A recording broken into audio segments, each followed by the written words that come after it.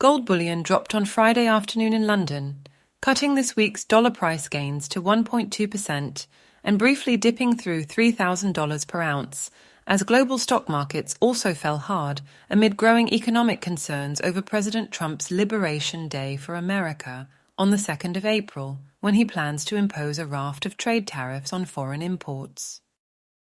Gold in China, the precious metal's #1 consumer market, and also the world's #1 trade surplus nation, had earlier failed to make a new all-time high for the first time in 6 sessions, fixing 0.5% below Thursday's fresh record Shanghai gold price of 709 yuan per gram.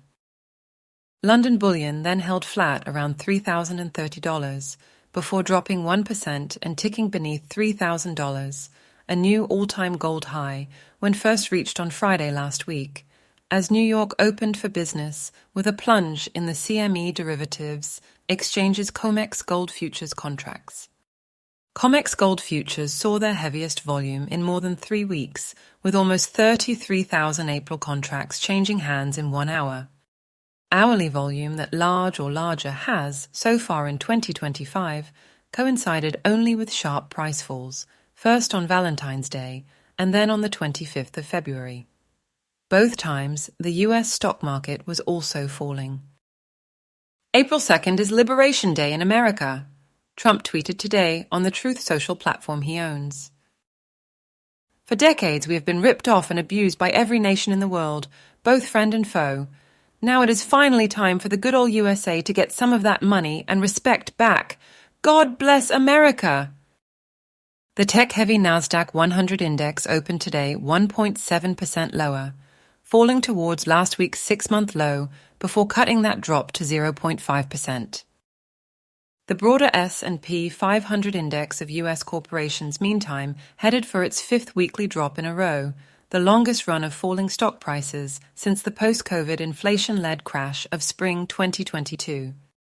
With roughly 2 weeks until those as yet unspecified reciprocal tariff rates take effect, says the latest weekly analysis from bullion market analysts Metals Focus, there is a risk of a further escalation of the trade wars between the US and its key trading partners, which will raise recession fears. With already weak sentiment, a further correction in global stock markets, for US equities in particular, cannot be ruled out. Against this backdrop, investment inflows into gold are likely to continue among institutional investors seeking portfolio diversifications in the coming weeks.